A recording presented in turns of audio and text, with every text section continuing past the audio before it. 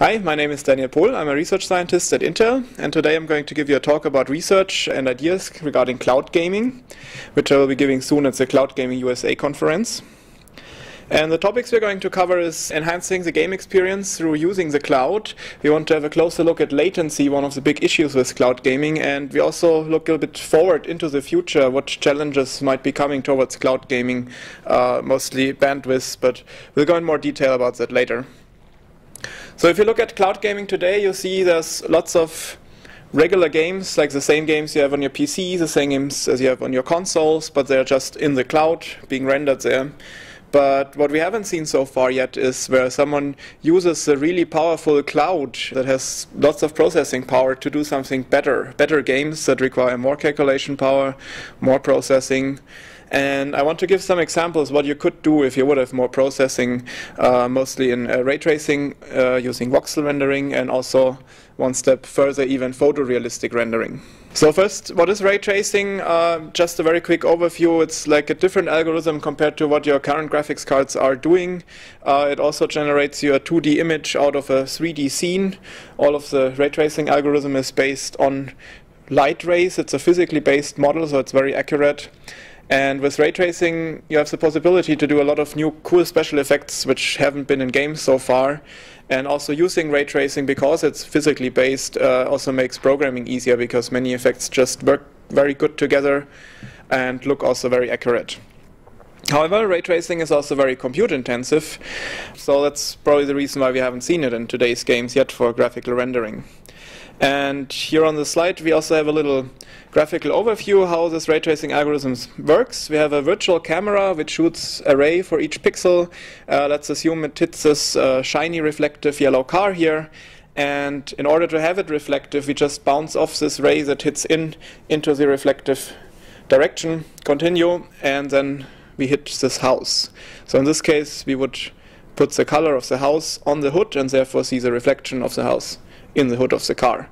For the test, if it's lit or in shadow, we just shoot another ray, it's called shadow ray, towards the light source, and if it can reach this light source, then we know, okay, it's lit. If it's blocked by anything, then we know, okay, it's in shadow. And, well, actually did some sort of cloud gaming already since 2004. I was working on a student research project named Quake 3 Ray Traced, and we had a so-called local cloud, which at that time we called Cluster. We were using the OpenRT ray tracing library from the Saarland University, and we had a very big setup. We had 20 PCs connected over network together and had, well, now it seems a little bit slow, 20 frames per second at a resolution of 512 by 512. On this picture you can also see a comparison. It's like really a very tiny window compared to the 720p that you are used today. But nevertheless, we were able to do that to show something that's still far out in the future by using a sort of a local cloud. One of the screenshots we have here shows one of the benefits then of ray tracing. You can very easily do those shadows. So here we have a scene from Quake 3 with a quad damage where we put a light source into it, and that way we get very nice looking shadows from that quad damage. Two other screenshots. Here we have on the left side two reflective spheres. It's a very hard problem in general graphics because you have multiple bounces between those spheres. With ray tracing it's very easy to do so, so we've shown that. And on the right side we have a colored glass object which also casts a colored soft shadow, which is something you also still don't see in today's games yet. So now we move forward to the latest project we've been doing that was named Wolfenstein Ray Traced, and we implemented that on the Intel Xeon Phi card, which is not on the market yet but should be coming out soon. It's a coprocessor card which you plug into your server, and it has more than 50 cores. It's very powerful, many core machine. You can program it with regular C++, have lots of memory, and that thing turned out to be very good with ray tracing. So we used that in this project, and here are just a few screenshots to show what special effects we were able to do in Wolfenstein Ray Traced. On the left top image we have this chandelier model here, which we manually placed into the game, which has 1 million triangles. As comparison, the whole Wolfenstein level had only 300,000 triangles, so we have the geometric complexity here of 3 Wolfenstein levels. And we also added special glass effects and these things. On the right top side, we implemented a sniper rifle scope, which really reflects what is behind the player. In many games you can see this effect already, but they don't show you really what's behind you. They show you a static reflection map, which could be a tree, for example, and then you walk into a house and you still see the tree getting reflected on your sniper rifle scope. With ray tracing, it's very easy to really make this reflective and almost costs no performance. Then in the other scene, we just have a general overview and we show a shiny reflective car in the corner, which is zoomed up in the next view where you can see reflections on this car from the surrounding environment. The cloud setup we made consisted of a special machine which we got sponsored by Colfax, which can hold 8 dual slot PCI Express cards. And so we can easily scale up to 8 of those cards. But what we also can do is we can use multiple of those machines with the 8 cards, also connect them over network together to combine it to even more power. And when you do these sort of things where you put in multiple processing devices, it's also important to know what the scaling is. And we measured almost ideal scaling in the area of like 7.6 times faster when you use 8 cards compared to 1 card. Also scaling towards SYN clients, which are displaying the game and where you play the game. So if you take like a smaller tablet with little screen resolution, you can take roughly 1 of those previously mentioned cards to drive 2 tablets. When you go up to laptops, you need a bit more cards. Once you go up to a real high-end PC, run at 1080p in 60 frames per second, then you need around 4 cards. Then another project we've been working on is regarding voxel rendering. We haven't published that so far. Sven Woop is the lead researcher on that, and it allows us to display millions of trees. We have billions of grass plants, so very, very high geometric complexity, which you don't have in today's games. Of course, we're using instancing because otherwise we couldn't just display 1 billion different grass trees. But it's also still a research project. There's areas like dynamics which are not completely solved yet with voxels. But nevertheless, using a very powerful setup, we can also do that in real time today. One step more would be photorealistic rendering, like professional applications are using it today. Let's say the automotive industry, movie industry, they're using that, and using physically based global illumination, so they use multiple bounces of lights on walls to get really very smooth lighting and very nice effects. However, it requires a lot of more computations compared to the previously shown game-like ray tracing. And Intel also released some code for that, the photorealistic ray tracing kernels with the code name Embry. However, if you want to have this set up in real time, you need really a very large cluster. So, the topic of enhancing the game experience through the cloud. So you can do it today if you put up enough hardware. Question is it financially viable? Well, I'm the researcher, you guys are the economic guys. So some arguments might be you can offer a good distinction from the regular desktop PC and console games. Or you could have a distinction between cloud vendor A and cloud vendor B if you have certain games that use these really high quality effects. Theoretically, you could also go to the sort of a premium account. If the user pays more, then he can also play the games in even higher quality. Or another use case area would be the local cloud again, where you have certain gaming cafes where you go in and they have the big cloud and you pay some amount per hour to have the ray traced game, for example. Or in amusement parks, you could easily put a big cluster somewhere behind some walls and have some very exciting graphics. Or in the professional markets, like flight simulators, and in the right picture you can see one of those with a pretty high charge per hour session. You could also imagine for these sort of professional applications it might be feasible to just buy more hardware setup and get much better realism out of it. Okay, so next topic will be about latency. And when you talk to people about cloud gaming and problems, the first thing probably that comes up is, yeah, internet latency. That's why cloud gaming might not work or is not good enough. However, things are much more complicated. Internet latency is one point, but there's also many other different points, and we will be going through those now over the next slides. So first step we will analyze are the input controllers, so mouse and keyboard. If you look at Windows, then you will notice that the USB sample rate is only every 8 milliseconds. So if you have bad luck and you move your mouse, you have already the need to wait 8 milliseconds before anything happens. Then there's lots of wireless keyboard and mouse, and they are trying to save on battery, so they don't send the update as fast as they can. Sometimes they buffer a certain amount, so the latency is even higher on those. If you look at more modern input controllers like Kinect from Microsoft, there's a limitation that Kinect can only give you a 30 Hertz update of the frames.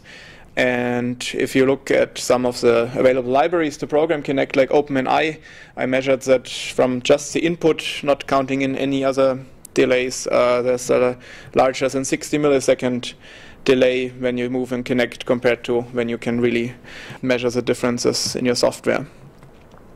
So what could you do against it? Well, it would be nice if the operating system would support an easy slider, so you could increase your sample rate by the operating system. And definitely on powered devices like desktop PCs, there should be no real reason why you're stuck to an 8 millisecond refresh rate. There are some driver hacks on the web where you can change any USB device to use a higher sample rate. However, it's unsupported and it might not work. And there's a few keyboard and mice which have special drivers that are really setting down the sample rate to 1 or 2 milliseconds, and they work pretty good. So the second step in our cloud-based setup is then the Syn client, whatever gaming device we have. And for the following slides, we assume we have a target frame rate of 60 Hertz, so that's roughly 17 milliseconds. Depending on how this client software is implemented, you might have also different latencies. If you just have a very quick hacked thing with single thread, you might need to wait because the time you press some key, it might be doing some other stuff and not immediately react. However, if you multi-thread that correctly and your key press immediately updates the engine and immediately sends out to the network, then this is a favored approach. Then the way from the Syn client to the cloud over the network. So we have roughly here ping to this host by half. It's only roughly because the packet can take a different way back and forth.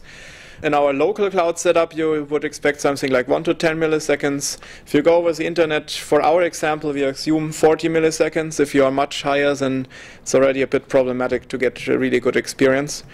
What can you do to reduce latency here? Well, it helps a lot if you have your servers close by, if the servers have a relatively close number of hops. And at least on the first hop, where you go from your local computer over your router to the internet, there's often an option where you can prioritize game packets in modern routers. So those will be, for example, prioritized over Windows Update if that runs at the same time. And let's look a little bit closer at the setup where we send from the Syn client to the cloud. We have here on the left side Syn client, we have our home local router, then we have the internet with many routers where we don't have much control about, and then in our cloud farm we have again more routers in our local rendering servers. So at least in the cloud farm we can try MPLS, the multi-protocol label switching, which has the advantage that usually when you send your packet from router to some destination, it might take whatever ways. With MPLS you can fix that to a certain way and tell the router, when this packet comes from this guy, always send it immediately up there. So you save on the table lookup. And the other thing is you also avoid the jittering, because the first packet might take route A, the other might otherwise take route B. However, on the internet itself, you don't have enough control, so you cannot just enable it everywhere. The issue with the internet then also is it follows the rule first come, first serve for packets. And if there's a lot of traffic, then you just have pretty much bad luck and get a high latency. There is, however, also the so-called diff-serve flag in IP packets where you can prioritize your packet to have a higher priority, but it's not guaranteed that the routers will follow that. Also, there's of course a risk with this flag. If everyone sets his own internet traffic packet on high priority, then well, we're back to zero because it will not be regulated anymore. So now we reached the cloud server. the server is probably, in this instance, busy with rendering, or even worse, it's busy rendering multiple frames in the pipeline. And if you look at today's graphics setting on a local machine, you often notice that in the graphics driver there's a setting like maximum pre-rendered frames, which is defaulted to 3, which can add to a pretty high latency. And why are you doing multiple frames at all? Well, you can get a higher frame rate if you do multiple frames at the same time. You get a smoother frame rate, you can sort of flatten that out, but the big issue is you get more latency if you do that. Yeah, so what can the software people do? Well, make sure that even if you limit down your number of pre-rendered frames, that it's still, your game still works fully, correctly, functional, and still relatively smooth. Then, assuming we rendered our frame, then we need to read back the frame, need to compress it and send. Well, improvements here are we could compress the frame directly on the hardware that generated the image and then read it back. This might save a little bit, and also the compression itself can be hardware accelerated. Now, back again on the network, that's again our ping by half roughly. Another technology which could also apply to the other direction is from Intel, named Data Direct I/O technology. And what usually happens when you get a network packet on your network card, then it has to go first to memory, and then you want to use it, so it has to go to a processor cache, and there's also a bit of latency involved. However, with this new technology, which currently is available for workstations only, you can directly talk from the network card to the processor cache and save the step. Then step 6, we are back at the thin client. Now we received our compressed frame, so we have to decompress it, we have to send it to the graphics device. What we can do here, or what needs to be done, might be that we have to do that asynchronously if we have a weak thin client who cannot handle these tasks very fast. So we would decompress the frame and at the same time upload the previous frame that we had already decompressed. However, that also adds 1 frame of latency again. So improvements in that area are decoding hardware, which is already often available in devices. The other option sometimes supported that you can send the compressed frame already to the GPU, and then the GPU handles all the decompression and displaying. Then step 7 is we finally want to display what we received. So the signal has been sent out of our VGA DVI port. Here we might have the issue that there's a VSync at 60 Hz. So if we have bad luck, we just send it at the wrong place, wrong time, and have to wait until the next update can come. But besides VSync, there's also something called input lag, which is the time difference between sending the signal and the actual seeing of the content on the output device. And that can be quite high because some devices, especially TVs, are doing interpolation to non-native resolutions, or there's a copyright protection that is getting checked. Or often in TVs also is the overdrive mode, where they buffer up multiple frames and then they analyze them, try to reduce blurring or enhance the colors or something, but that is maybe good for watching a video, but for real-time content where you want low latency, that's not so helpful. And there's an article which I quoted down here that measured, even without using any VSync, that there's, like, depending on your display, between 0 and 45 milliseconds of latency in this input lag, and there's probably examples where it's even worse. Yeah, so what can we do here? Some TVs or monitors might have a special game mode setting where they are not doing all this overdrive stuff. So I should definitely look if that is available. Sometimes it just helps to take another input port, like a VGA or DVI instead of HDMI. Well, or if nothing helps, you can buy another display. But here's also the problem, which display do you want to buy? There's not much information on the web to know what the latency requirements are.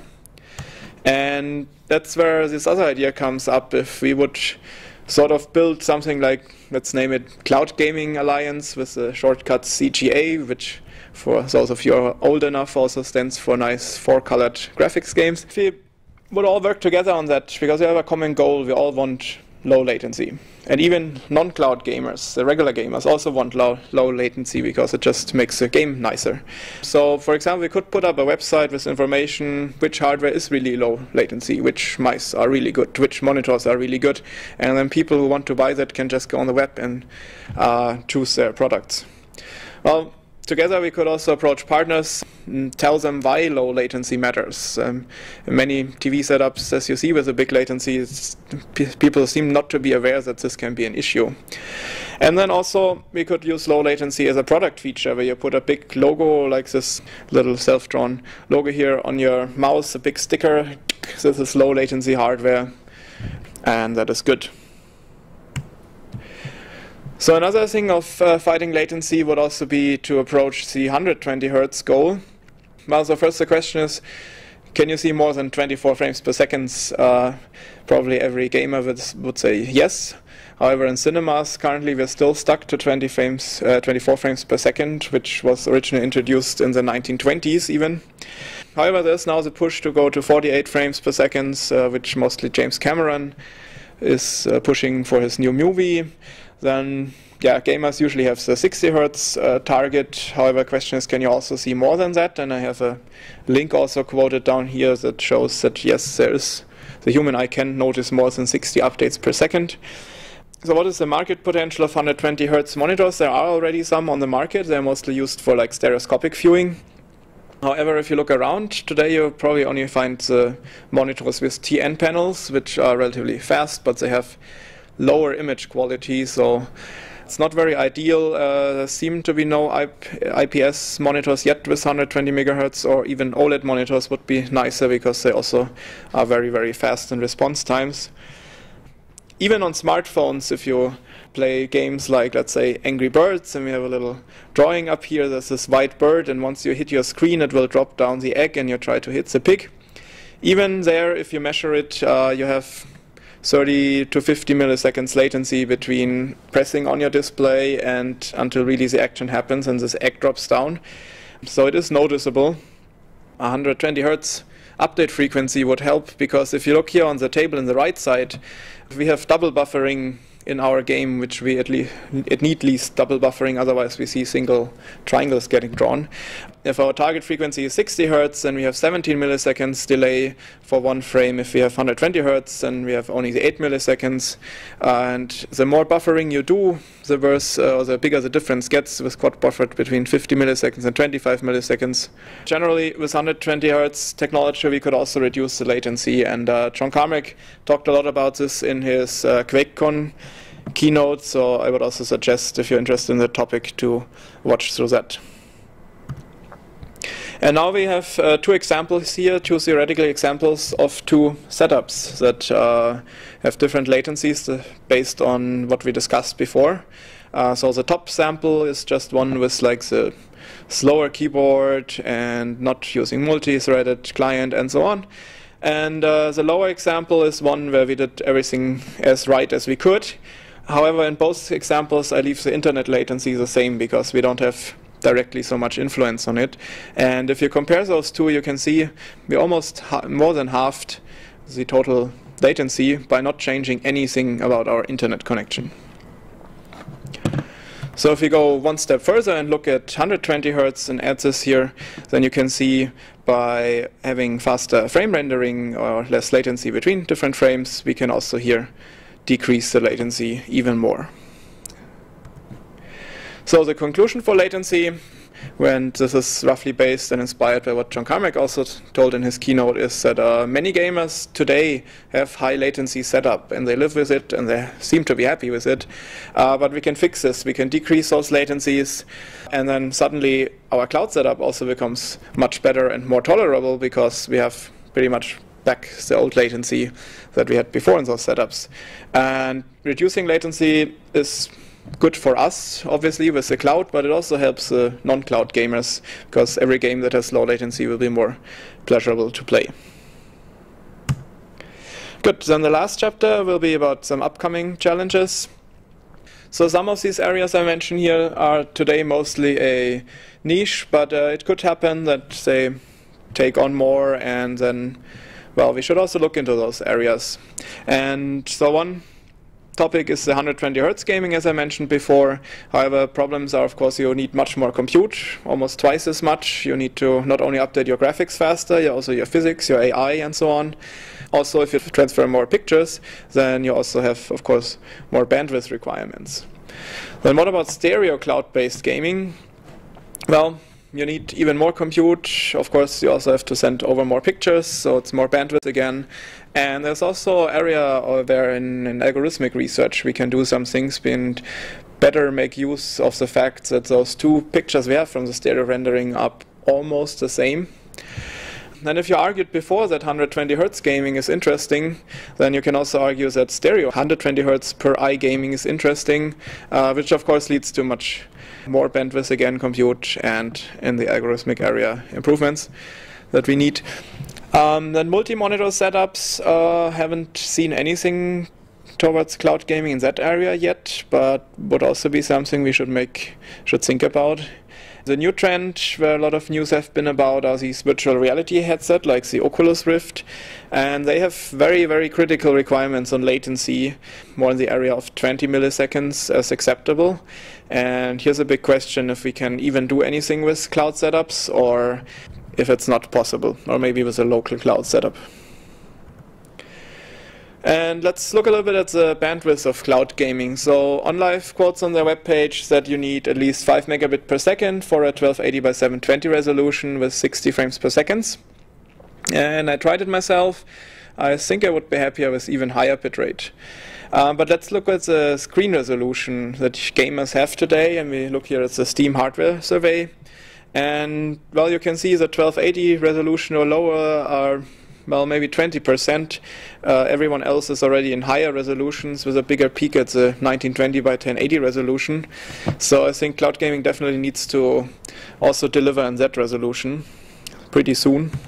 And here's a slide that Intel has been showing at IDF in April, which sort of projects how the screen resolutions will develop over the next years. And you will see there's a very, very big increase in the pixel density, in the amount of pixels on your screen. For example, just 2013, not so far away, you will see high-end desktops are here already in the 4K resolution, and even high-end notebooks go to the 4K resolution.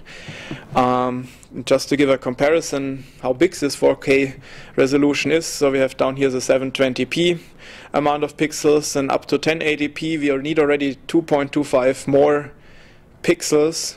And if we really jump up to the 4K resolution from the 720p, which are used today, then that is a factor of roughly 10x more pixels. So that is a challenge for both compute and, of course, also for bandwidth to transfer that in a good way for cloud gaming. Because we're running out of time, there's just two quick pointers. What could be done in that area? There's the H.265 codec announcement. There's some talk about that it might require half the bandwidth compared to H.264. That's nice. And there's also a research paper which has been done together also with the Intel Visual Computing Institute, which targets also video transfer for example, for cloud gaming, and they take special care also of things like stereo. And they are transferring, besides the RGB image, also the depth image, and then they can make some tricks of better upsampling and also create a stereo image out of it. So I also recommend looking to that paper. Okay, here are our legal disclaimers and risk factors. Thanks for reading. Yeah, and generally thanks, of course, to id Software that we were allowed to do these ray-traced games, and all my co-workers who worked with me together on these projects and the talks. Okay, thank you.